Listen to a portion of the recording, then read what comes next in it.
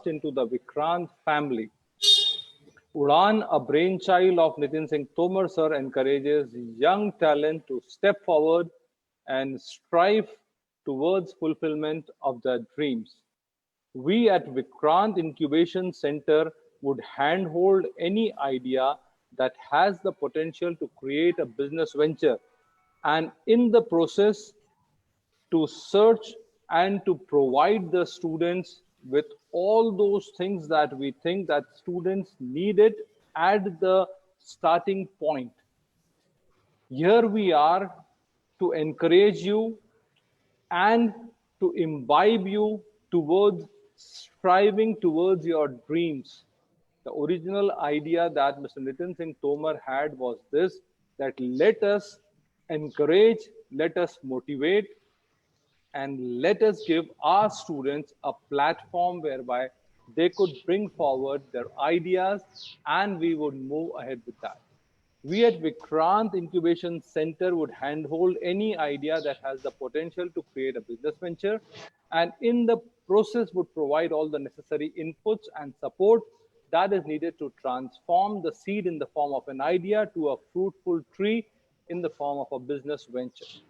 In this process, we are lucky to have a young dynamic lady, Ms. Bindi Patel, a postgraduate in botany, whereby she has applied her knowledge into the right direction, creating an enterprise with the name eCorrect, okay, which is pronounced as eCorrect, an eco-friendly system that not just created biodegradable plastic but also contributed in the plastic-free nation, which is the most pressing need of the hour.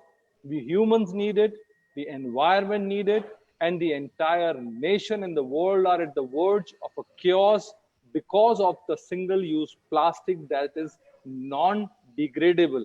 But what we are talking about here is degradable, biodegradable plastic. Now, I would call upon Dr. Jiten Singh Dodia, who is the principal VIT, to please welcome Ms. Bindi Patel. Dr. Jiten Singh Dodia, sir. Thank you, Subhash sir.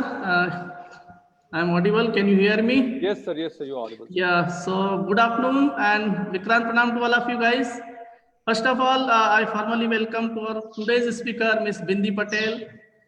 Dear students, as Subhash sir already told you, Ms. Bindi Patel is the founder and director of eCorrect Private Limited, and she is the right person to guide you how you can plot your journey from a student to startup. All right. So dear students, if you are here to listen an entrepreneur, yes, you are at right place. And if you are here to listen a strategic planner, again, yes, you are at right place. And if you are here to listen an innovator, so my dear students, you are at very right place. So dear students, Ms. Bindi Patel is, with versatile personality and with multiple talents. And I hope you are here with your queries and questions. And so be active and listen the complete section carefully. I assure you your all queries and questions will be resolved here. Bindi ma'am, I again welcome you on this platform. It is a glorious moment for us, and our enthusiastic and enthusiastic audience are eager to listen you. And these are the students from the diploma, engineering, management, and nursing. Even many are the active members of the Vikrant Incubation Center, Vikrant Innovation Cell. I guess you will speak on topic from a student to a startup. So I'm pretty much sure this will be a very remarkable section. So with this note, I hand over to the Subhash sir to move further. Subhash sir, over to you. Thank you so much. Yeah. Sir, जो आपने बिंदी ma'am के बारे में बोला, दोस्तों मैं एक बात बहुत स्पष्ट करना चाह रहा हूँ, ये प्रोग्राम आप लोगों के लिए है. This program is for the students. मैं आपको इस बात के लिए या मैं विक्रांत इंस्टीट्यूशन को, नितिन सर को इस बात के लिए मैं बेहद धन्यवाद देना चाहूंगा. अथा उन्होंने ये बात सोची. देखिए, like we at Vikrant keep on thinking about you people, students. मुझे अगर कोई बिजनेस आइडिया है तो आज भी मुझे उसका रास्ता नहीं पता है, I know when you are students, you have got several queries, बहुत सारे ideas हैं. आपने कई बार सोचा होगा ये कर सकते हैं, वो कर सकते हैं, पर आपको ये नहीं पता फंड कहाँ से आएंगे, आपको ये नहीं पता उस आइडिया को लेके आगे कैसे पढ़ेंगे, आपको ये नहीं पता कि उसका बिजनेस प्लान कैसे बनाएंगे. So we have got the right person, like मैंने बोला है, Ms. Bindi Patel, who is the proud recipient of Entrepreneurship Conclave Award in 2018, Her Start Award 2019, Young Scientist Award 2019, GUSEC Student Startup of the Year 2019, Atal Award for Innovation 2020 by the Honorable Governor of Gujarat, again 2020. Like, she has scored a lot of position, and the reason being कि वो एक student है, एक साल पहले उनने post graduation करा है, and the best part is that she is aligned with the national policy, she is aligned with the global environment need of the day. Single use plastic के खिलाफ उन्होंने अपना खुद बायोडिग्रेडेबल प्लास्टिक बनाया, जिसके बारे में अभी हमें वो बताएंगी. So if you are looking for entrepreneurship leadership, she is there. Strategic planner, she is there. Innovative, she is there. Creative design, she is there. Strong decision maker, she is there. Business development, revenue growth, she is there.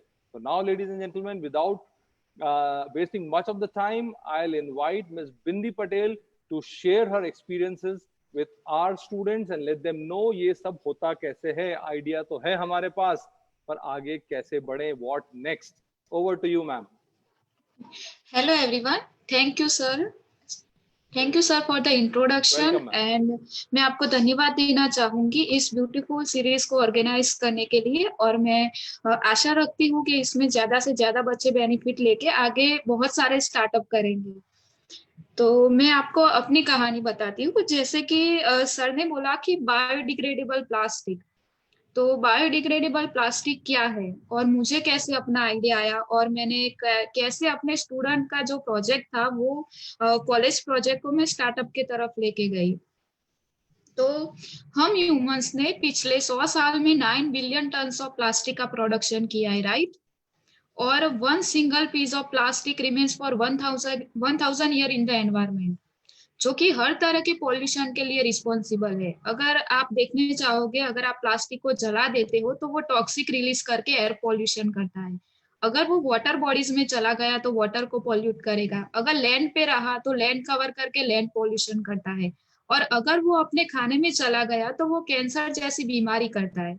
सो हर तरह के pollution के लिए ये responsible है, right.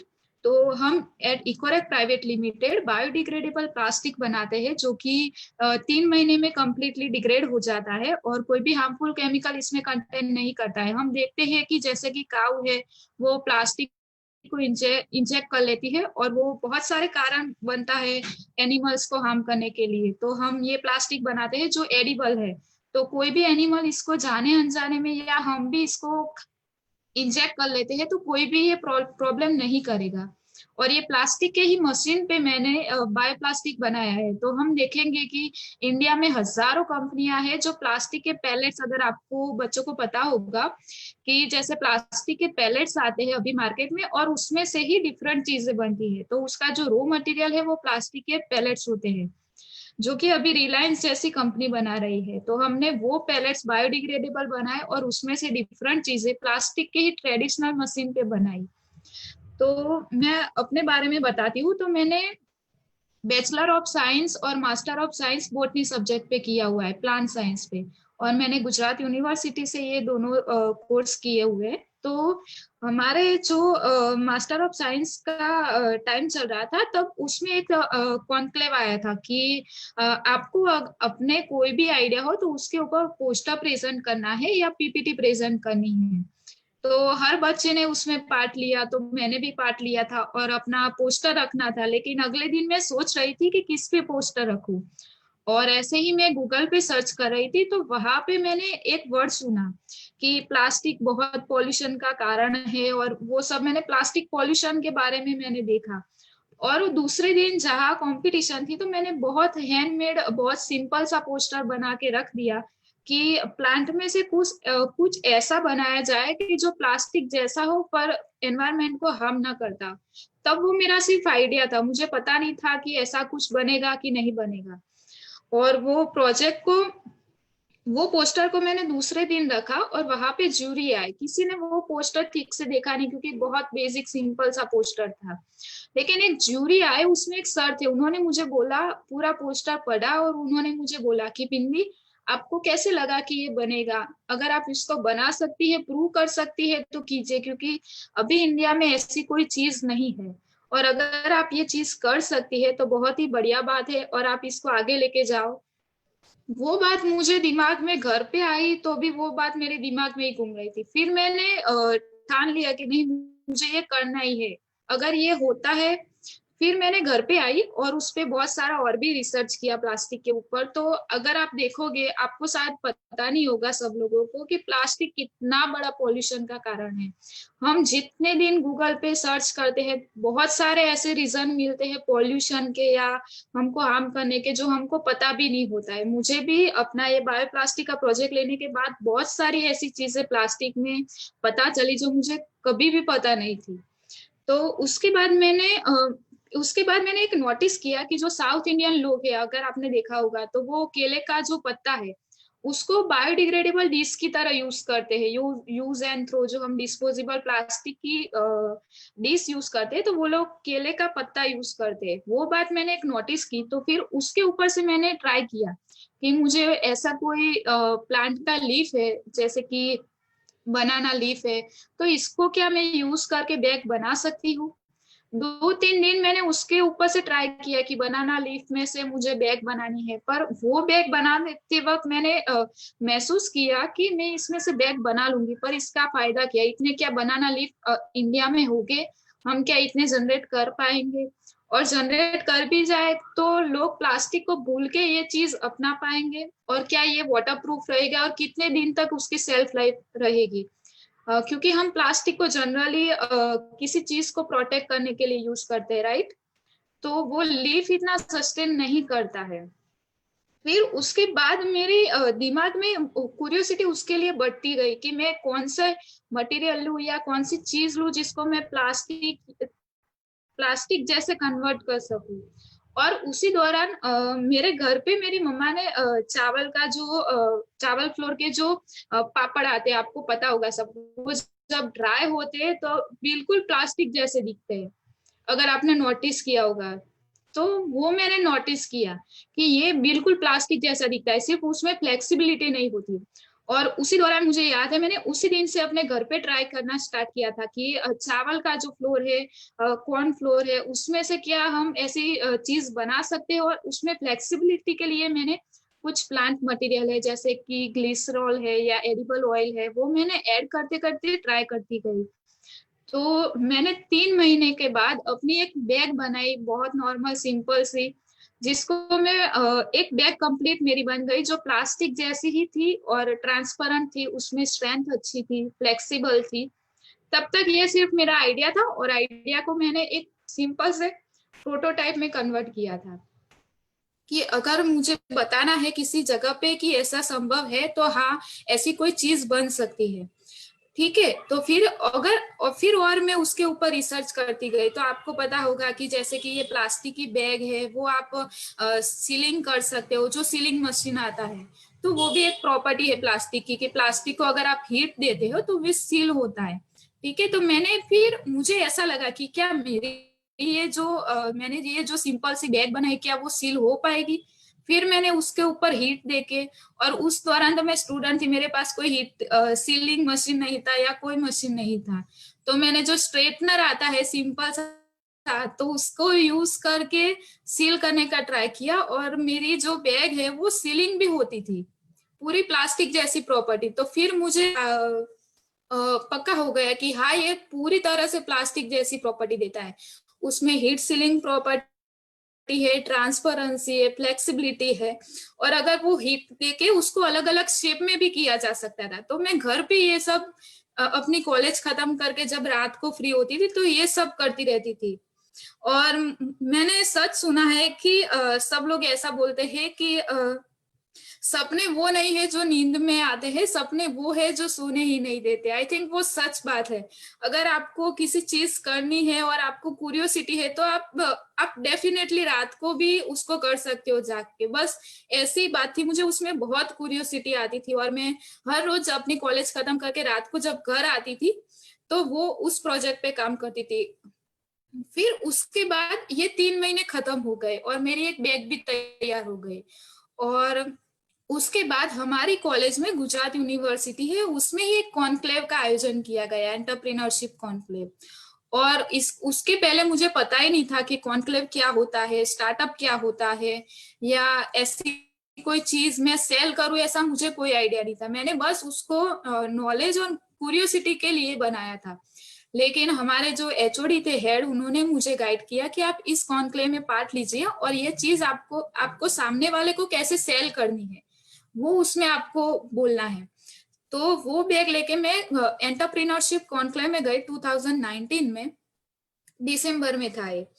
तो उस दौरान मैंने अपनी ये बैग बाकी सारे लोगों को बताई। वो पहला दिन था कि मेरी बैग कोई और देख रहा है, मेरे क्लासमेट और मेरे डिपार्टमेंट के अलावा। तो वो देख के बहुत बहुत सारे लोगों ने मुझे अप्रिशिएट किया कि ये बहुत ही अच्छी चीज है, अब इसको आगे लेके जाओ। और उस कॉन्क्लेव में मैं विनर थी और जो गाइड आए थे, जो जूरी आई थी, उन सब ने मुझे गाइड किया कि आप इसको मार्केट में लेके आइए। बस तभी मुझे पता चला कि ऐसी चीज को मार्केट में ले जाना है। और जैसे विक्रांत ग्रुप ऑफ इंस्टीट्यूट में विक्रांत इंक्यूबेशन सेंटर है, वैसे ही गुजरात यूनिवर्सिटी में जियोसेक करके इंक्यूबेशन सेंटर है, Gujarat university startup and entrepreneurship council. तो मैंने वहां पे अप्लाई किया। तो उसमें अप्लाई करने के बाद छोटा सा इंटरव्यू होता है और फिर हमें इंक्यूबेशन मिलता है। तो वो इंटरव्यू में भी मैं पास हो गई और मुझे इंक्यूबेशन मिला। वहां से मेरी जर्नी आइडिया से स्टार्टअप में स्टार्ट हुई। मैंने जनवरी 2019 में जियोसेक में इंक्यूबेशन लिया और उसके बाद मैंने वहां पे गई तो मैंने बहुत सारे अलग अलग स्टार्टअप्स देखे जो मैं जियोसेक में काम करते थे। वो देख के मैंने बहुत कुछ सीखा उनसे, जैसे कि स्टार्टअप में कोई नई चीज है तो मार्केटिंग कैसे करना है, कंपनी कैसे रजिस्टर की जा सकती है, बहुत सारी ऐसी चीजें हैं जो स्टार्टअप में काम आती है। इंक्यूबेशन सेंटर हमें कैसे हेल्प कर सकता है, गवर्नमेंट की क्या ग्रांट्स होती है, वो सब मैंने जियोसेक में सीखना स्टार्ट किया। और मैंने सबसे पहले अपनी पेटेंट कंप्लीट करवाई जियोसेक से। तो जियोसेक जो है, जो इंक्यूबेशन सेंटर है, वो हमें पेटेंट फाइल करने में मदद करते हैं। और हम जब स्टूडेंट होते हैं तो हमें पता होता है कि फाइनेंशियली हम इतने स्टेबल नहीं होते कि खुद से सब कुछ कर सके, पेटेंट कर सके, या उतना नॉलेज भी नहीं होता है कि पेटेंट की प्रोसेस बहुत कॉम्प्लेक्स होती है। अगर हमारे पास बंदा है या कोई इंस्टीट्यूट है जो हमें गाइड कर सकती है कि पेटेंट हम कैसे करें, उसके क्या टाइमलाइन है, उसके फॉर्म कैसे फिलअप करें, तो वो बहुत ही ईजी रहता है। तो इंक्यूबेशन सेंटर से मुझे वो हेल्प मिली और सबसे पहले मैंने अपनी पेटेंट करवाई। और मैं आपको गाइड करती हूँ कि अगर आपके पास कोई भी ऐसा कोई आइडिया है, कोई यूनिक है, आपको लगता है कि ये इंडिया में नहीं होता है और पूरे वर्ल्ड में भी आप करवा सकते हो उसकी पेटेंट, तो आप पहले उसको पेटेंट करवाइए, फिर उसके बाद ही आप दूसरी जगह पे उसको ट्रायल या कोई दूसरे इंस्टीट्यूट में उसको लेके जाइए। तो मैंने पहले पेटेंट करवाई। और हमारे गुजरात में ऐसा होता है कि स्टूडेंट जो होते हैं उनको एसएसआईपी करके ग्रांट की स्कीम होती है, तो उसमें से हमें 2 लाख रुपीस की ग्रांट मिलती है। तो फिर मैंने वो ग्रांट के लिए अप्लाई किया, तो मुझे एसएसआईपी से 2 लाख की ग्रांट मिली और उसके अलावा मेरा पेटेंट का सपोर्ट भी मिला। तो जो 2 लाख की ग्रांट थी, तो उसमें से मैंने जो मैन्युअली प्लास्टिक की बैग बनाई थी, बायोप्लास्टिक की, उसको मैं मैन्युअल में से मशीन पे बनाने का ट्राई किया। क्योंकि मुझे जो जियोसेक थे, उन्होंने जियोसेक की टीम ने मुझे गाइड किया था कि उसको, अगर आपने ये एक बैग तो बनाई ठीक है, पर उसको आगे ले जाना है तो आप कैसे करोगी। तो मैन्युअली मैंने ट्राई किया कि मैं मैन्युअली बना सकूं ज्यादा बैग, लेकिन फिर हमको पता चलता है कि मैन्युअली चीजें इतनी सस्टेन नहीं कर पाती है, वो टूट जाती है या बहुत सारी दिक्कत होती है, रॉ मटेरियल हमारा खराब होता है। तो उसके बाद मुझे पता चला कि उसको मशीन में बनाना चाहिए, और उसके पहले मैंने प्लास्टिक के मशीन भी कभी नहीं देखे थे। तो फिर मैंने ट्राई किया कि अपने मैं अहमदाबाद में पढ़ती थी, तो अहमदाबाद में मैंने सर्च किया कि कहाँ पे प्लास्टिक की इंजीनियरिंग की कॉलेज है जहाँ पे प्लास्टिक इंजीनियरिंग का कोर्स हो। तो वहां से मुझे पता चला कि जो सीपेट है वो एशिया की सबसे बड़ी प्लास्टिक की लेबोरेटरी है और कॉलेज भी है, दोनों साथ में है। तो वो सीपेट का एक ब्रांच अहमदाबाद में है।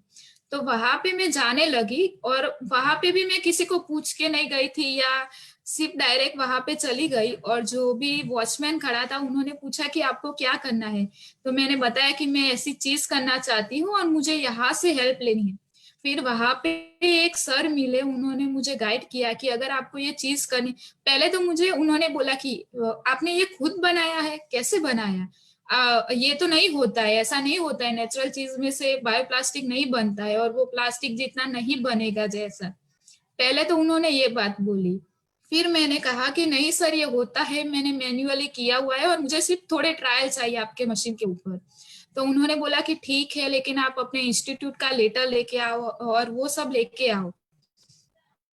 और उसकी फीस थी थोड़ी, हर एक ट्रायल में मुझे उनको फीस देनी पड़ती थी, तो वो सारी फीस मैंने जो एसएसआईपी की ग्रांट मिली उसमें से दी। और फिर मेरे ट्रायल वहां पे स्टार्ट हुए।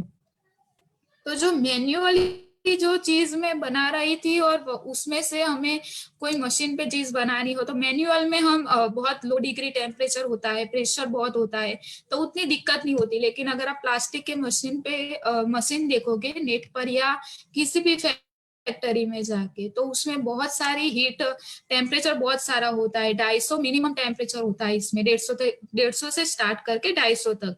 और बहुत सारा प्रेशर होता है, बहुत सारे डिफरेंट मशीन आते हैं अलग अलग चीजों को बनाने के लिए। वो सब मैंने पहली बार देखा। लेकिन मैं ये बता देती हूँ कि मुझे बहुत सारा सपोर्ट मिला इंक्यूबेशन सेंटर से, मेरे डिपार्टमेंट से और सीपेट से। उसके अलावा मैं ये प्रोजेक्ट को आगे नहीं ले जा सकती। अगर मुझे सीपेट से मना कर देते कि आप ये ट्रायल नहीं ले सकते, तो शायद मैं आज नहीं कर पाती। और जो लेटर चाहिए होता था वो मेरे इंस्टीट्यूट ने, मेरे जीवसेक ने दिया, तो उसकी वजह से मैं अपने ट्रायल स्टार्ट कर सकी। और मुझे पता है कि पहले जो मेरे ट्रायल थे वो बहुत ही बुरे थे। हर रोज मशीन में कुछ नया होता था, कोई बार टेम्परेचर बढ़ जाता था, कोई बार कम होता था तो उसमें चिपक जाता था, और बहुत सारी बार वो दिक्कत करता था मशीन में। लेकिन हर एक बार उसमें कुछ नया होता था। जब जब मटेरियल के रेशियो चेंज होते थे, टेम्परेचर चेंज होता था, वो जो मटेरियल है वो अलग प्रॉपर्टी देता था। तो वो मुझे बहुत अच्छा लगता था कि नहीं, ऐसा होता है तो आगे भी मैं ट्राई करूंगी, हो जाएगा। और जो मैं फीस देती रही, तो मेरे सीपेट में भी ट्रायल कंटिन्यूअस चल रहे और उसमें भी मुझे बहुत एक अच्छे सर मिल गए थे। तो वो भी मुझे थोड़ा थोड़ा गाइड करने लगे कि प्लास्टिक के बारे में मुझे कोई चीजें नहीं पता थी, तो वो सर मुझे गाइड करते थे कि आप ऐसे नहीं ऐसे करो। तो वो ट्राई करने के बाद मैंने 6 महीने के बाद मेरे पैलेट्स रेडी हुए, जो कि कलर ठीक नहीं था, लेकिन वो पूरे बायोप्लास्टिक की प्रॉपर्टी देते थे और प्लास्टिक जैसे ही थे और डिग्रेडेबल भी थे। तो 6 महीने मुझे लगे ये मशीन पे अपने पहले पैलेट बनाने के लिए। फिर मैंने महसूस किया कि ये जो पैलेट्स है उसकी जो प्रॉपर्टी है अभी उसको बहुत इनहेंस करनी है। और पैलेट तो बन गए ठीक है, लेकिन पैलेट्स में से डिफरेंट चीजें क्या बनती है वो एक अलग फिर चैलेंज था। पैलेट्स बनाना और पैलेट्स में से दूसरी डिफरेंट चीजें बनाना, क्योंकि हर एक प्लास्टिक की चीज के लिए हर एक अलग मशीन होता है, हर एक अलग मोल्डिंग होता है। तो ये ब्लो जो अपनी कैरी बैग आती है वो ब्लो फिल्म में बनती है, और जो डिस्पोजेबल चीजें है वो इंजेक्शन मोल्डिंग में बनता है। 3D प्रिंटिंग फिलामेंट है तो उसका पूरा अलग मशीन है। तो मेरे पैलेट तो बन गए, लेकिन वो कौन से मशीन पे चलेंगे, वो सबसे बड़ा चैलेंज था। और मुझे पता नहीं था कि ये कौन सी चीज के लिए अप्रोप्रिएट है। फिर उसके ऊपर मैंने और रिसर्च किया और उसमें से मुझे पता चला कि उसके जो मेल्ट फ्लो इंडेक्स आता है हर एक मटेरियल का, और उसके ऊपर से सब कुछ पता चलता है कि ये उसमें से कौन सी चीज बन पाएगी। तो मैंने प्लास्टिक, वो मेरे जो पैलेट थे उसका टेस्टिंग करवाया मेल्ट फ्लो इंडेक्स, और उसके ऊपर से फिर मैंने ब्लो फिल्म कैरी बैग बनाने के लिए, फिर मैंने डिस्पोजेबल आइटम बनाने के लिए ट्राई किया इंजेक्शन मोल्डिंग पे अपने पैलेट्स। और अभी मैं 3D प्रिंटिंग फिलामेंट के ऊपर भी अपने पैलेट्स को ट्राई कर रही हूँ। तो और मैंने अपने अप्रैल 2020 में ही हमारी कंपनी रजिस्टर करवाई है। तो अभी हमारे ट्रायल स्टार्ट है पैलेट्स में से ब्लो फिल्म, और कैरी बैग जल्द ही हमारी 1 महीने में खत्म करके हम मार्केट में लॉन्च करना चाहते हैं। और कंपनी इसीलिए रजिस्टर करवाई क्योंकि कुछ गवर्नमेंट की ग्रांट होती है जिसमें जरूरी होता है कि आप कंपनी को रजिस्टर करवाएं प्राइवेट लिमिटेड और एलएलपी फॉर्म में। तो हमारे गुजरात में गुजरात गवर्नमेंट की ग्रांट है स्टार्टअप असिस्टेंट स्कीम, उसमें हमें 13 लाख रुपए तक वो ग्रांट मिलती है। तो उसके लिए भी मैंने अप्लाई किया। तो एसएसआईपी की ग्रांट मेरी खत्म होने के बाद मैंने एसएएस में अप्लाई किया, तो वो भी मेरी अभी ग्रांट की प्रोसेस पूरी चल रही है, मुझे ग्रांट मिल रही है और मैं अपने ट्रायल्स को कंटिन्यू कर रही हूँ। तो हमने कैरी बैग, इंजेक्शन मोल्डिंग और 3D प्रिंटिंग के पूरे प्रोटोटाइप्स और जैसी ही मार्केट में चीजें मिलती है वो अभी बनाई हुई है और हम इसको जल्द ही मार्केट में लॉन्च करने वाले हैं। और आपको उसी दौरान मैं इंक्यूबेशन सेंटर का रोल बताती हूँ। तो सबसे पहले पेटेंट कंप्लीट करवाई, उसके बाद मुझे ग्रांट मिली। तीसरा सबसे मेन बात कि उसमें 200 से ज्यादा स्टार्टअप है जीवसेक में, तो मुझे हर एक के साथ काम करने का मौका मिला। हम हर चीज में 100% नहीं होते, हर बंदे के पास कोई अच्छी चीज होती है जो हम सीख सकते हैं। तो वैसे ही हर एक स्टार्टअप में कोई अच्छी चीज होती है, कोई मार्केटिंग में एक्सपर्ट होता है, कोई दूसरी चीज में, कोई सोशल मीडिया में एक्सपर्ट होता है। तो हमने वहां से स्टार्ट किया सीखने का और वैसे ही मैं सीखती गई। और इंक्यूबेशन सेंटर हमें बहुत सारे लोगों के साथ कनेक्ट करवाता है, जैसे कि सीपेट बोलूं। और दूसरी जगह पे जैसे कि प्लास्टिक, सीपेट में क्या होता था कि सेंट्रल गवर्नमेंट की कॉलेज है, तो वहां पे मेरे ट्रायल्स के लिए बहुत वेटिंग होती थी, तो मुझे बहुत सारा टाइम लगता था एक ट्रायल के लिए। तो उसके बाद मैंने जगह जगह जहाँ पे भी प्लास्टिक की इंडस्ट्री थी तो वहां पे मैं खुद जाती थी और बोलती थी कि क्या मुझे यहाँ पे ट्रायल मिलेगा, तो मैं वहां पे ट्रायल लेने गई। और मैं अपनी फैमिली के बारे में बताऊं तो मेरी फैमिली का ये था कि मैं मास्टर कंप्लीट करके कनाडा चली जाऊं, क्योंकि मेरी फैमिली ऑलरेडी कुछ लोग कनाडा में है।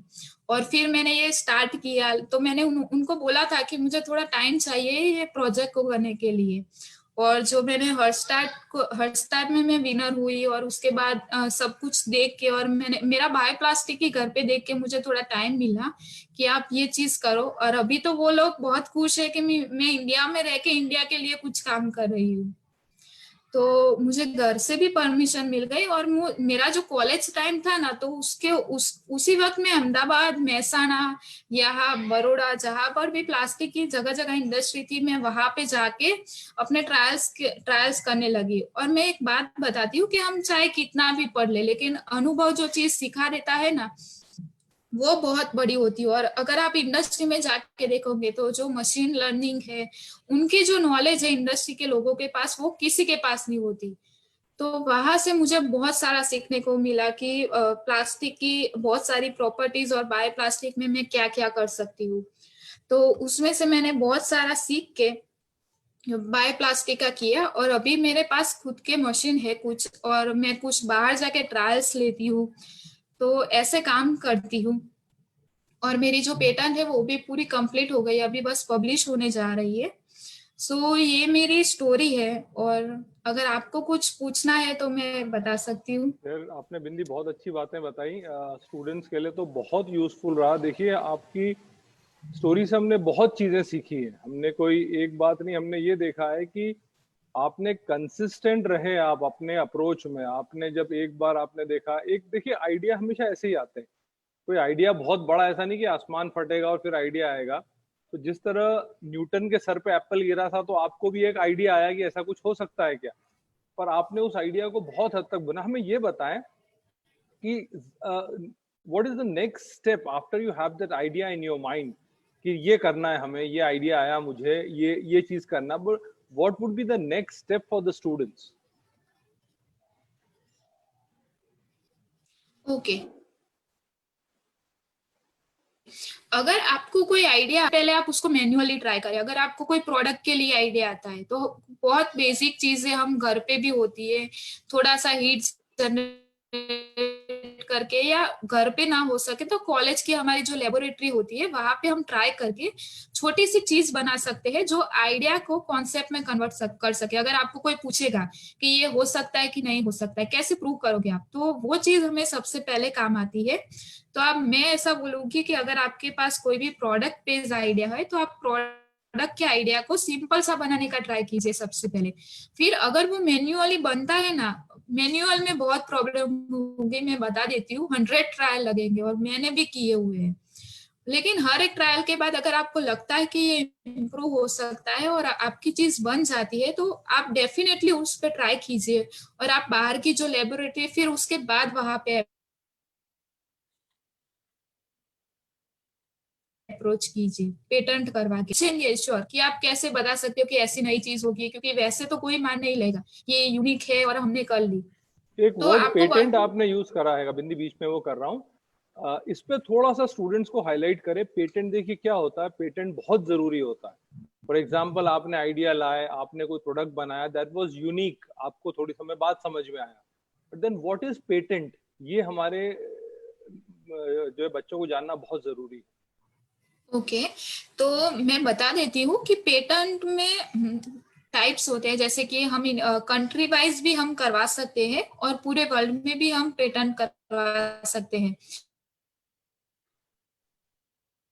आपकी और पेटेंट में आप प्रोसेस भी, और उसमें पेटेंट मतलब क्या है कि अपना हाँ, जो कोई पेटेंट यूनिक, मतलब क्या है वहां से शुरू करें हम, तो हाँ, ज्यादा बेटर रहेगा पेटेंट समझ। क्या है कि हम हमारे पास कोई यूनिक आइडिया है तो हम उसको सिक्योर कर लेते हैं पेटेंट करके। अगर वर्ल्ड में या इंडिया में कोई भी वो फिर से करेगा तो हम उसके ऊपर क्लेम कर सकते हैं कि ये जो आइडिया था सबसे पहले हमारा था, हमने इसके ऊपर काम किया हुआ है। तो पेटेंट वो है अपने आइडिया को सबसे पहले सिक्योर करना। और मैं बता देती हूँ कि अपने पास जब बेसिक आइडिया होता है तो प्रोविजनल पेटेंट आती है उसके लिए। दो टाइप्स होते हैं पेटेंट के, provisional patent and final patent. तो वैसे आपको पता है, जैसे मैंने बताया कि मैंने कॉलेज से मैन्युअल बनाया था, तो आई एम नॉट 100% श्योर कि आगे जाके ये इंडस्ट्री तक मैं ले जा पाऊंगी, तो मैंने पहले प्रोविजनल पेटेंट करवाई। उसमें बहुत बेसिक होता है कि आपका आइडिया क्या है, क्या यूनिकनेस है, और बस बेसिक थोड़ा सा हमारा इंफॉर्मेशन होता है, तो वो करके हम अपना आइडिया सिक्योर करवा सकते हैं कि ये मेरा आइडिया है। फिर प्रोविजनल पेटेंट के बाद हमें 1 साल का टाइम मिलता है। ठीक 1 साल में हमें फाइनल पेटेंट कंप्लीट करने के लिए प्रोसेस करनी पड़ती है, तो वो भी पूरी प्रोसेस में पूरी डिटेल्स होती है, इंडस्ट्री ट्रायल्स, मैनुअल जो हमने ट्रायल्स किए हुए कैसे डिफरेंट है, और उसमें जितनी भी पेटेंट हुई है, जैसे कि मेरी बायोप्लास्टिक की है, तो बायोप्लास्टिक में जितनी भी पेटेंट हुई है उसके ऑपोजिट में मुझे बताना पड़ता है। कोई पेटेंट मेरे साथ मैच कर रही है तो मुझे बताना पड़ता है ऑपोजिट में कि मेरा इससे कैसे अलग है। लेकिन अगर हमारे पास सही गाइडेंस है और सही लोग हैं हमें गाइड करने के लिए, तो पेटेंट कोई बड़ी बात नहीं है। तो मैंने भी जीयूसेक की मदद से अपने पहले प्रोविजनल पेटेंट करवाई और फिर फाइनल। और अगर हम स्टूडेंट है और बेसिक आइडिया है तो पहले प्रोविजनल पेटेंट करवा लेनी। तो इसका मतलब यहाँ पर मेरे ख्याल से जो मुझे समझ में आ रहा है बिंदी मैम, वो ये आ रहा है कि इंक्यूबेशन सेंटर का रोल बहुत बड़ा होता है हाँ, ना? Definitely definitely. तो आपके इस पूरे जो जो जर्नी रही है, सक्सेस स्टोरी रही है, उसमें जीयूसेक का रोल जो इंक्यूबेशन सेंटर, देखिए इंक्यूबेशन सेंटर होता क्या है, पहले मैं 1 सेकंड में वो बात बोलना चाहूंगा। देखिए कोई आइडिया अगर आपने बनाया तो उसको आपको सपोर्ट सिस्टम नहीं रहता आपके पास, लेकिन इंक्यूबेशन सेंटर वो सपोर्ट सिस्टम का रोल प्ले करता है। तो आपके उसमें जीयूसेक यस, का रोल क्या था और इंक्यूबेशन सेंटर को किस तरह देखते हैं आप, वो हमारे स्टूडेंट के साथ शेयर करें प्लीज। ओके। तो मैं आपको बताती हूँ कि इंक्यूबेशन सेंटर क्या है। जैसे कि इंक्यूबेशन सेंटर, जैसे कि हम कॉलेज में जाते हैं और पढ़ने जाते हैं, तो इंक्यूबेशन सेंटर ऐसा है कि हमारे पास अगर कोई आइडिया है तो हम वहां पे प्री इंक्यूबेशन और इंक्यूबेशन दोनों ले सकते हैं। और वो जो इंक्यूबेशन सेंटर है वो हमें जैसे कि फ्री कोवर्किंग स्पेस है, इंटरनेट है, दूसरे स्टार्टअप को साथ हमें कनेक्ट करवाता है, दूसरी लेबोरेटरीज है जो कि इंडिया में है, दूसरी सिटीज में है, उनके साथ अगर हमें कनेक्ट करना है तो वो करवाता है। आपको पता होगा कि स्टार्टअप इंडिया का बहुत सारा प्रोग्राम्स और वो सब आता रहता है, तो उसके साथ हम कनेक्ट कर पाते हैं। और जो सबसे मेन बात है वो गवर्नमेंट ग्रांट, क्योंकि स्टूडेंट होते हुए हम उतना फाइनेंशियली खर्च नहीं कर पाते कोई भी आइडिया के ऊपर। अगर मैं अपनी बात बोलूं तो मैं कॉलेज टाइम पे वो 2 लाख रुपीस का खर्च किसी आइडिया के लिए मैं नहीं कर पाती, या मुझे फैमिली में इनिशियली उस टाइम पे नहीं मिलता पैसा जो मेरे इंक्यूबेशन सेंटर ने मुझे प्रोवाइड किया। और शायद उन लोगों ने सपोर्ट नहीं किया होता तो मैं आज अपने प्रोजेक्ट को इतने आगे तक नहीं ले पाती। तो मतलब इंक्यूबेशन उसका रोल सेंटर का बहुत इंपॉर्टेंट है। मैं एक चीज और पूछना चाहूंगा, फिर बच्चों के सवाल लेते हैं, कुछ सवाल आ भी रहे मेरे पास। आपने एक वर्ड प्रोटोटाइप और बोला था, तो वो जरा स्टूडेंट्स को क्लियर करें, व्हाट इज प्रोटोटाइप? ओके, तो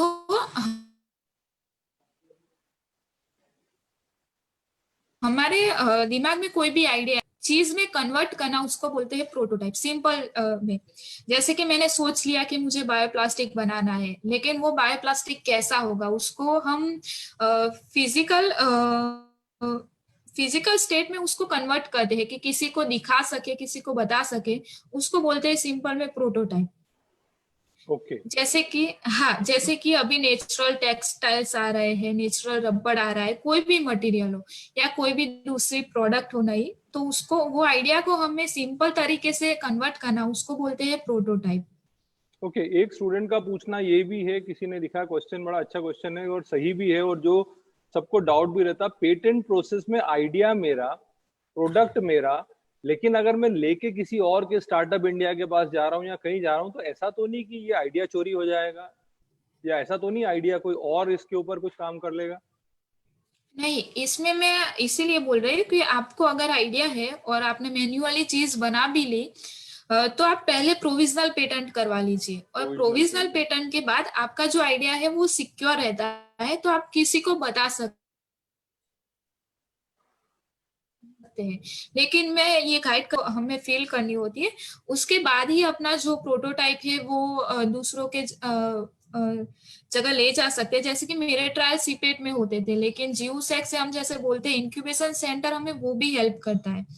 इंक्यूबेशन सेंटर जो हमारी दूसरी लेबोरेटरीज है उनको कह भी सकता है कि ऐसी ये हमारी यूनिक प्रोडक्ट है, उसकी हमारी पेटेंट प्रोसेस चल रही है। तो जो मेरे एडवोकेट थे इंक्यूबेशन सेंटर के, उन्होंने वहां पे पहले बात की हुई थी कि ये यूनिक प्रोडक्ट है, हमारा ऐसा काम चल रहा है, तो आप इनको सपोर्ट कीजिएगा, तो वो कोई दिक्कत नहीं होती है।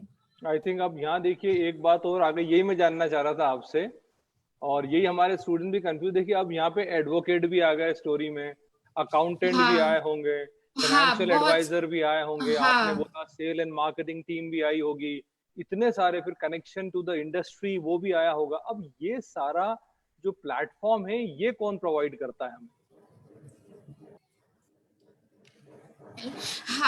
हमारे इनके जीयूसेक में कैसा था कि पेटेंट के लिए एडवोकेट की पूरी टीम रहती है, और ट्रेडमार्क के लिए भी एडवोकेट की टीम रहती है जो हमें पूरा सपोर्ट करती है। पहले फॉर्म से लेके पूरी डिटेल्स हमें पता नहीं है तो सब कुछ उसको गाइड करना और फिल करवाने तक, और जो हमारा ट्रेडमार्क होता है वो फिल करने में भी वो हमें हेल्प करता है। क्योंकि अगर हम स्टूडेंट होके किसी एडवोकेट के पास जाते हैं तो वो तो हमें सुनेगा ही नहीं कि हमारे पास ऐसा आइडिया है कि क्या है, वो लोग तो नहीं इतना सपोर्ट करते। लेकिन इंक्यूबेशन थ्रू आप किसी भी सेंटर पे जाते हो, किसी भी लेबोरेटरी या लोग के पास जाते हो, तो वो आपको जरूर हेल्प करेंगे, तो वो भी एक बहुत बड़ा रोल है। और गुजरात यूनिवर्सिटी में क्या था कि डिफरेंट कोर्सेज थे, तो जैसे कि फिजिक्स डिपार्टमेंट है, केमिस्ट्री डिपार्टमेंट है, और विक्रांत ग्रुप ऑफ इंस्टीट्यूट में भी बहुत सारे ऐसे कोर्सेज है अलग अलग। तो मेरा बायोप्लास्टिक का आइडिया जब मैं मैन्युअली बना रही थी तो मुझे मेल्टिंग पॉइंट जैसे कि चेक करना हो तो मैं केमिस्ट्री डिपार्टमेंट में जाती थी, उसकी स्ट्रेंथ चेक करनी हो बेसिक तो मैं फिजिक्स डिपार्टमेंट में जाती थी। तो वो भी हम हेल्प ले सकते हैं अलग अलग डिपार्टमेंट की जो अपने कैंपस में होते हैं, तो वो भी एक बहुत बड़ा फायदा होता है, क्योंकि हम बाहर जो टेस्टिंग करवाने देते हैं तो एक तो पहले वो फ्री नहीं होता है, तो हमें स्टूडेंट होने के बाद वो पैसे खर्च करने पड़ते हैं, और वो भी 10 दिन 15 दिन टेस्टिंग करके देते हैं, तो वो हमारा टाइम जाता है। तो क्यों ना हम अपने ही कैंपस में रहे, अलग अलग डिपार्टमेंट से हेल्प लेके अपने प्रोजेक्ट को कंप्लीट किए।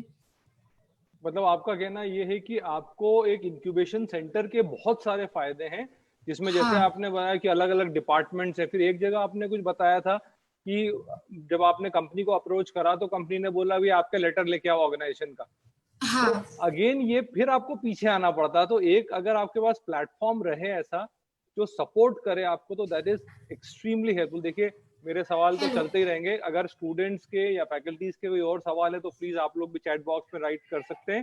बिकॉज क्या होता कि ये बहुत रेयर अपॉर्चुनिटी है स्टूडेंट्स, ये rare opportunity because she is one of you. भाई इन्होंने लास्ट ईयर ही अपना जो है पोस्ट ग्रेजुएशन करा है, और अपनी पूरी जर्नी देखिए। हम क्यों फाइनल ईयर के प्रोजेक्ट्स के ऊपर आपको जोर देते हैं कि प्रोजेक्ट करो, अच्छी चीज करो कोई।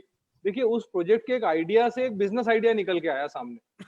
तो this is something that helped her extremely. So ये देखिए, और उन्होंने देखिए किस तरह से एक बहुत अच्छी बात बोली थी जो अब्दुल कलाम जी हमेशा बोलते थे, president of India, that dreams are not the one. वो ड्रीम्स नहीं होते हैं जो आप आंख बंद करके सो के देखते हो आराम से। ड्रीम्स वो होते हैं जो आपको सोने नहीं देते हैं, जो आप खुली आंखों से देखते हो। तो she was exactly. The one. भाई उनके पास भी चॉइस थी कि आराम से वो अपना कनाडा वाला ऑप्शन चूज करें और जो है अब्रॉड जाएं और बड़ी कंफर्टेबल लाइफ जिए। Okay, but he took the hard way. So और कोई सा अगर कोई चीज हो आपको पूछने की हो, कोई से भी चैट बॉक्स पे अगर आप मुझे लिख सकते हैं एनीथिंग एल्स। तो कोई भी क्वेश्चंस अगर आपको पूछने हो तो you could go head, because ये एक बहुत अच्छी अपॉर्चुनिटी है। अच्छा, मैं इन द मीनवाइल मेरा एक सवाल और है ममता मैम, जो एक चीज और बताइए बिंदी मैम, कभी तो ऐसा लगा होगा, फ्रस्ट्रेशन आया होगा जब 6 मंथ्स तक आप लगातार टेस्टिंग करते रहे, एक्सपेरिमेंट करते रहे, लेकिन कोई उसका पॉजिटिव वो नहीं निकला, तो उस फ्रस्ट्रेशन से कैसे डील करा आपने? ओके, तो अगर हम कोई चीज कर रहे हो और बहुत सारे फेल मिलते हैं, ठीक है, तो कई लोग ऐसे होते हैं कि सोच लेते हैं कि मेरा ये आइडिया नहीं चला तो कोई बात नहीं, मैं ये आइडिया चूज कर लूंगी, या मैं ये रास्ता पकड़ लूंगी, अगर ये नहीं हुआ तो ठीक है। लेकिन मैंने पहले से ही एक ही चीज पकड़ के रखी है कि कभी ऐसा नहीं सोचना है, मेरे पास कोई और दूसरा ऑप्शन नहीं है, बस यही ऑप्शन है और मुझे यही करना है। और अब जब भी हम मेरे ट्रायल्स फेल होते हैं, मैं थोड़े दिन या थोड़े घंटे तक मैं डिसअपॉइंटेड रहती हूँ, लेकिन उसके बाद मुझे यही दिमाग में आता है कि नहीं, मेरे पास दूसरा कोई ऑप्शन नहीं है और मुझे यही करना है। और मैं अपने माइंड को भी वैसे ही सेट करती हूँ कि बस दूसरा कोई रास्ता नहीं है। कई लोग ऐसा सोचते हैं कि हम दूसरा रास्ता है तो ये नहीं चला तो वो हम चूज कर लेंगे, मैं ऐसा कभी नहीं सोचती हूँ।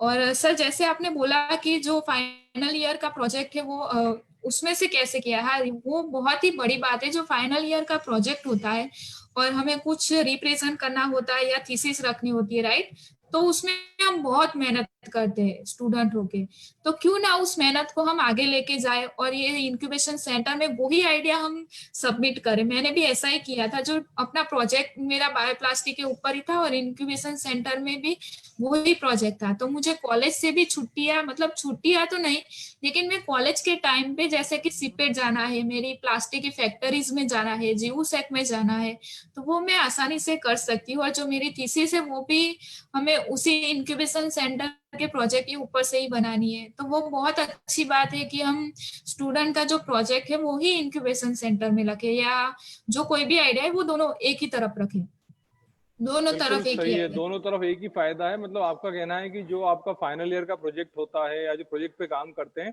तो इनिशियली जो इंटरेस्ट, एरिया ऑफ इंटरेस्ट है उसी को आगे लाएं और उसी हाँ को फिर लेके आगे जाएं। हाँ सही है। उसका फायदा आपको दो मिलता है कि एक बेसिक रिसर्च भी हो जाती है आपकी, और कल को उस पर हाँ आगे अगर डेवलप करना हो तो आई होप वो इम्पोर्टेंट है आपका कहना। अच्छा, मुझे ये बताइएगा मैडम, इस बार कहीं इस पूरी पूरी जर्नी में ऐसी कोई सिचुएशन आई कि when you decided to quit, आपने सोचा होगा कि अब तो नहीं होगा, छोड़ो इसको, चलो कुछ और देखते हैं? हाँ हाँ, उसमें कैसा था, जैसे कि मैंने बताया कि मैंने प्लास्टिक के मशीन कहीं पर भी नहीं देखे, ठीक है, तो मैं प्लास्टिक की इंडस्ट्री में गई। अगर वैसे ये कॉलेज और लाइब्रेरी में क्या होता है कि बहुत छोटे छोटे मशीन होते हैं जो कि सिर्फ रिसर्च के लिए बनाए गए होते हैं। तो ये पूरा रॉ मटेरियल नया था मेरा, सेल्यूलोज, स्टार्च, फैटी एसिड, ठीक है। और वो नेचुरल मटेरियल में क्या होता है कि हीट ज्यादा हो गई तो वो पूरा जल के बहुत आवाज करके मशीन में से निकलता है। और मैंने अभी तक कोई हीटर नहीं देखा था बड़े बड़े, कोई टेम्परेचर प्रेशर लड़की होने के वजह से मैंने कभी ऐसे इंडस्ट्रियल मशीन में, मैं कभी इंडस्ट्री में गई भी नहीं थी। और जो सीपेट में भी क्या हुआ कि छोटे छोटे मशीन थे, बहुत रिसर्च के ही लिए और बहुत महंगे मशीन थे, तो उसमें भी कोई दिक्कत इतनी नहीं होती थी। लेकिन जब आप इंडस्ट्री में जाते हो और इंडस्ट्री के जो मशीन देखते हो कि जो वो पर आवर 400 केजी तक प्रोडक्शन दे सकता है, पर आवर हमें बहुत सारा प्रोडक्शन दे सकता है, बहुत फास्ट मशीन होते हैं, तो वो मशीन आप देखोगे तो पूरा जो रूम होता है उतना लंबा मशीन होता है, बहुत हैवी मशीन होता है। तो वहां पे जाके मैं मेरे पापा के साथ गई थी पहली बार, और वहां पे जाके मैं पास में सिर्फ खड़ी रही ना, तो वो जो नीचे की जमीन है वो धुआंधारी कंपन करती थी। वो मशीन जब चलता था तब उतना वो बड़ा मशीन था, और उसमें हमने पहली बार अपना मटेरियल रखा। तो टेम्परेचर, वो क्या प्लास्टिक के मशीन पूरे दिन चलते हैं और रात रात में भी कोई कोई लोग तो चलाते हैं। तो वो मशीन इतना गर्म था कि वो जो जैसे ही नेचुरल मटेरियल गया और सीधा फूट के बाद, तो वो पहली बार मेरा बहुत ही बुरा एक्सपीरियंस था। और उसी दौरान मैंने पापा को बोला, नहीं पापा ये मुझसे नहीं होगा, मैं नहीं करूंगी। लेकिन फिर वो दूसरे दिन ठीक हो गया, फिर सोचा कि नहीं अब फिर से छोटे मशीन पे करते हैं, फिर धीरे धीरे बड़े मशीन पे ट्राई करती गई मेरे। इसीलिए मुझे टाइम भी बहुत लगा। मैं आपको ये भी बोलना चाहूंगी कि अगर आपके पास कोई आइडिया है तो डायरेक्ट उसको इंडस्ट्री में ट्राई मत कीजिए। पहले आप मैन्युअली बनाइए, फिर छोटे मशीन पे ट्राई कीजिए। अगर आपको छोटे मशीन में भी कंप्लीट रिजल्ट मिलता है, उसके बाद आप बड़े मशीन पे स्टेप बाय स्टेप जाइए, तो कोई प्रॉब्लम नहीं होगी। मतलब यहाँ आपका कहना है कि कोई शॉर्टकट नहीं है सक्सेस का। सक्सेस पहले नहीं। आपको जो एक्सपेरिमेंट्स करना है सेल्फ लेवल पे करना पड़ेगा, खुद ट्राई करना हाँ पड़ेगा। एक हाँ स्टूडेंट हमारे ये जानना चाहते हैं कि राजेश शर्मा करके स्टूडेंट है, वो ये उनका क्वेश्चन है, उन्होंने मुझे भेजा पर्सनली। उनका ये क्वेश्चन हो रहा है कि मैम अगर मेरे दिमाग में आइडिया है तो अब इस आइडिया का नेक्स्ट क्या करूं? कहीं मुझे लिख लेना चाहिए उस आइडिया को, या कुछ स्टेट करना चाहिए, या उसका अब अगला क्या करा जाए मुझसे? ओके। तो अगर आपके पास कोई भी आइडिया है तो पहले आप गूगल पे सर्च करो कि ऐसा आइडिया कहीं और जगह पे है। अगर है तो कोई बात नहीं, ऐसा नहीं होता कि सब एक्टिवा है या कोई व्हीकल है या कंप्यूटर है, कोई पूरे इंडिया में कोई एक ही कंपनी बनाती है, ठीक है, ऐसा तो नहीं है। बहुत सारी कंपनियां हैं जो बनाती है, लेकिन हर एक कंपनी उसी चीज को थोड़ा थोड़ा इनोवेट करती है। हर एक मोबाइल कंपनी आप देखोगे तो हर मोबाइल में थोड़ा चेंज है, हर चीज में थोड़ा इनोवेट होता है, उसको हम बोलते हैं इनोवेशन।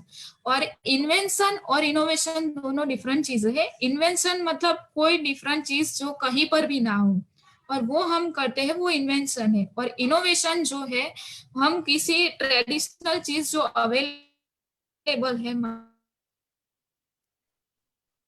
मार्केट में, उसमें हम थोड़ा सा चेंज इनोवेशन। तो अगर आप इनोवेशन भी कर सकते हैं और इन्वेंशन भी कर सकते हैं स्टार्टअप में।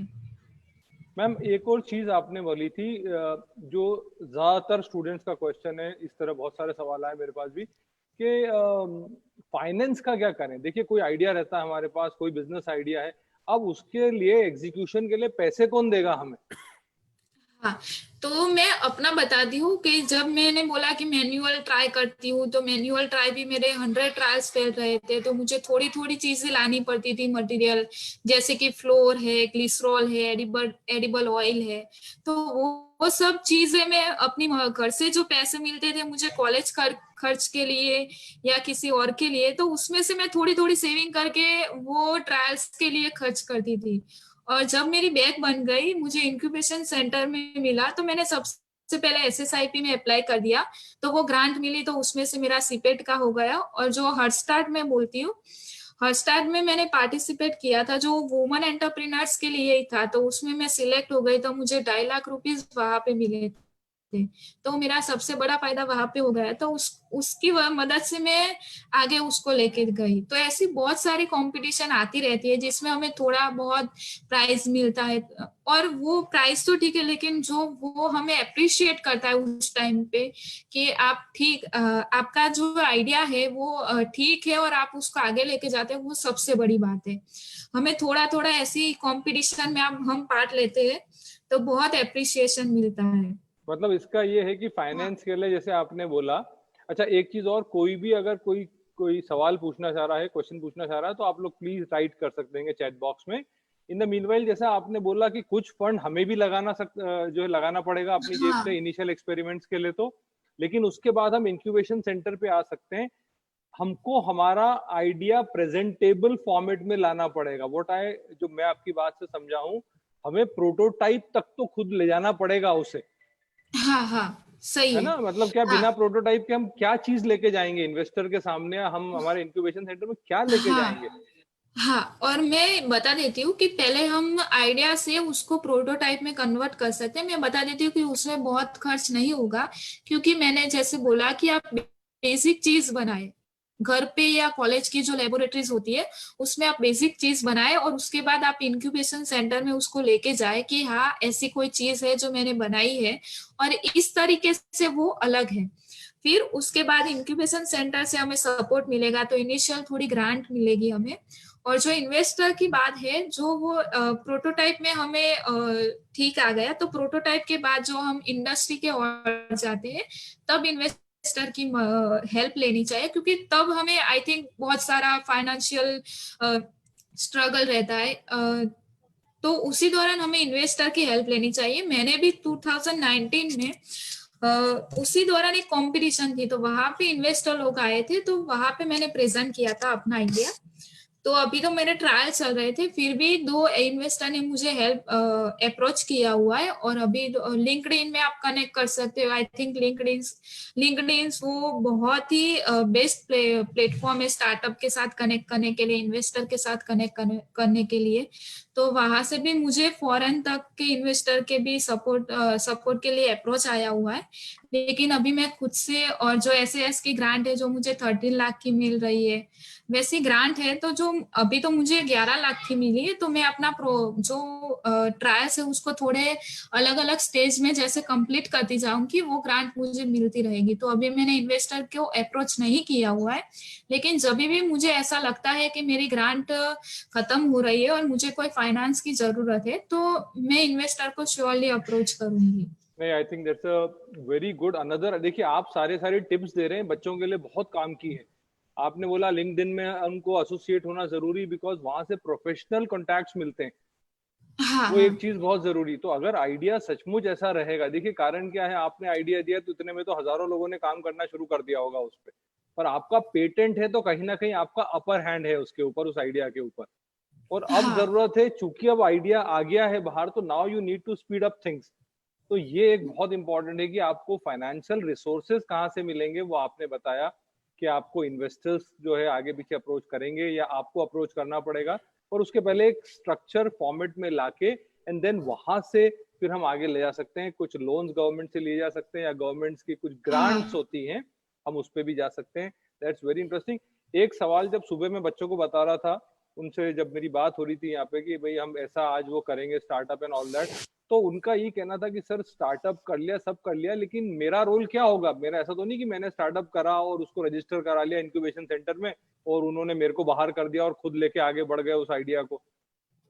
तो ये एक थोड़ा सा डर जो रहता है ना, मतलब डर एप्रीहेंशन बच्चों में, वो क्लियर करें थोड़ा। Okay.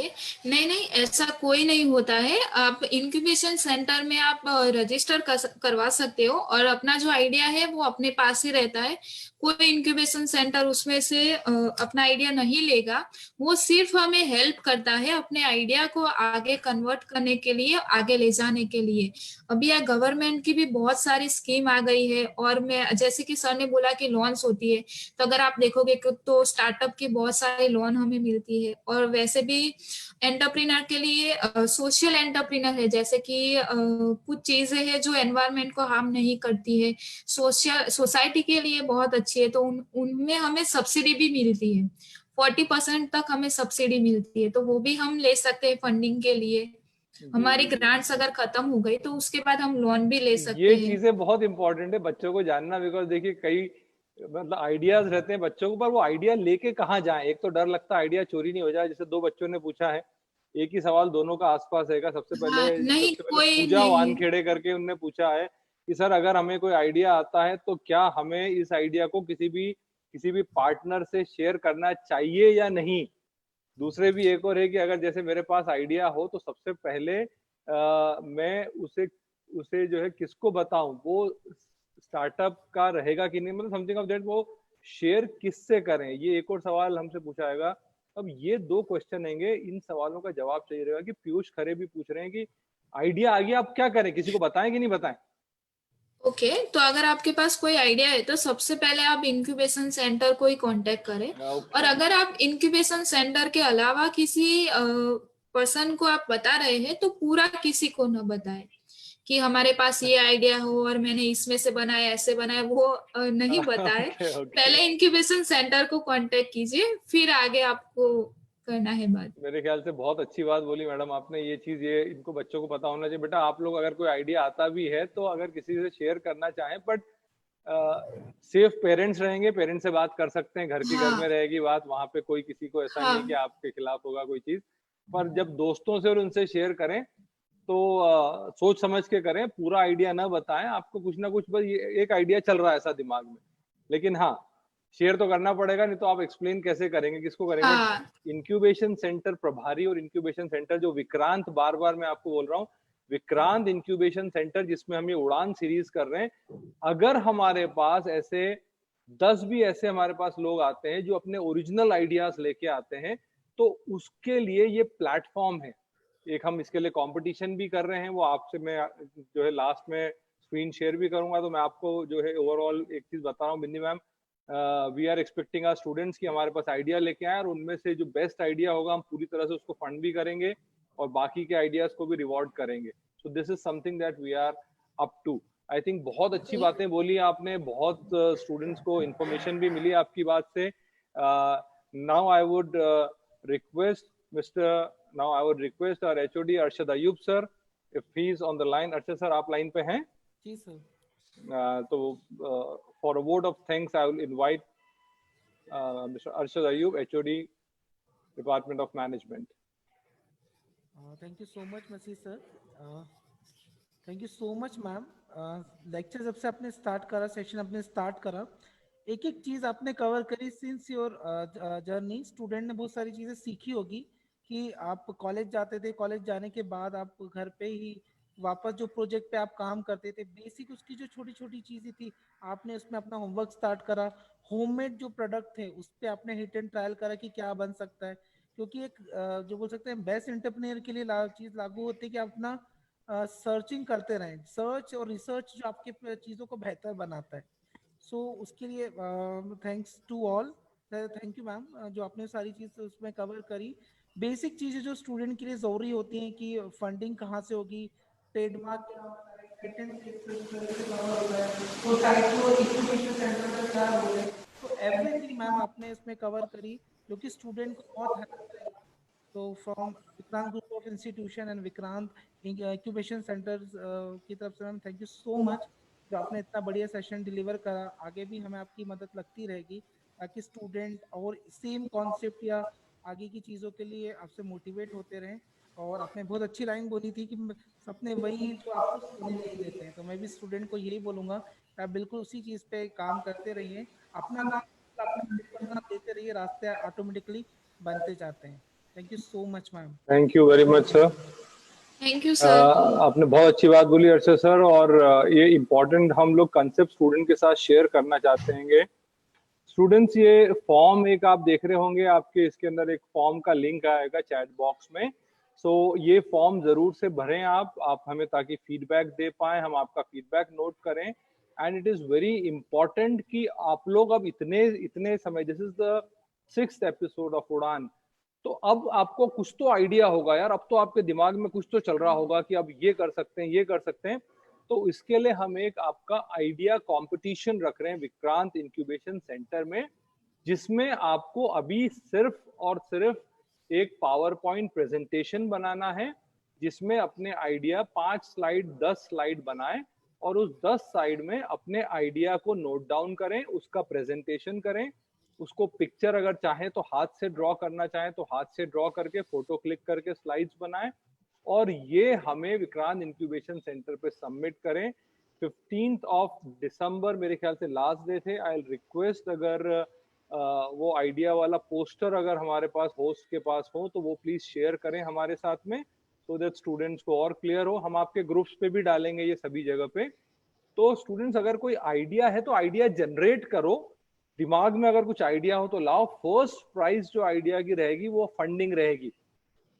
We will be funding the entire project. आपका जो आइडिया आएगा उसको जो फाइनेंस लगेंगे, उसको लॉन्च में जो लगेगा, उसकी मार्केटिंग में जो लगेगा, हम उसकी विक्रांत इंक्यूबेशन सेंटर उसकी रिस्पॉन्सिबिलिटी लेगा।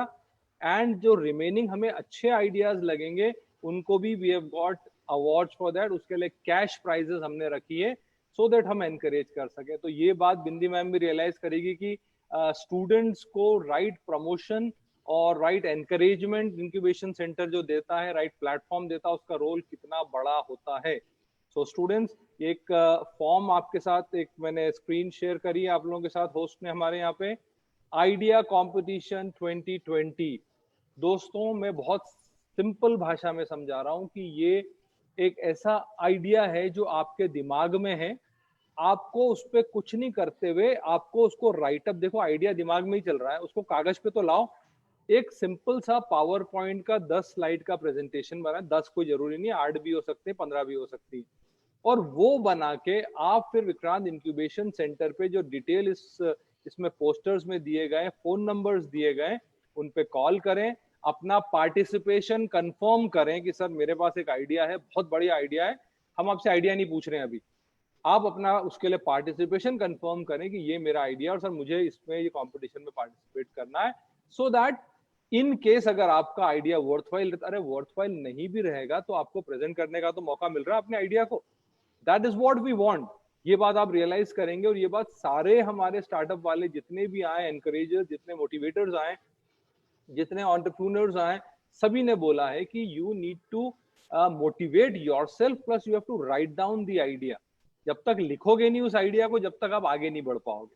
सो प्लीज इस आइडिया को लें और इस आइडिया को फॉर्म करें, हमें इन नंबर्स पे कॉल करें और बोलें कि मुझे ये करना है, ईमेल एड्रेस दिया उस पर मेल करें आपका आइडिया, हम आपको क्लब करेंगे। देन जो फाइनलिस्ट होंगे हम उनको कॉल करेंगे या ऑनलाइन हम लेंगे, ऑनलाइन में वो अपना फाइनल प्रेजेंटेशन खुद देंगे और जो बेस्ट आइडिया होगा, ज्यूरी जो बेस्ट आइडिया सिलेक्ट करेगी उसको हम फंड करेंगे। जैसे कि बिंदी पटेल मैम का आइडिया जो था इन्होंने प्रेजेंट करा ज्यूरी के सामने, that was selected as the best idea and now look she is an entrepreneur. वो एक इंटरनेशनल उसके ऊपर जा रही है, एक ऐसा एनवायरमेंटल प्रोडक्ट बनाया है जिसको पूरी दुनिया में, देखिए हम बार बार बोलते हैं कि भाई भारत का product, indigenous products, this is something that we are all proud of.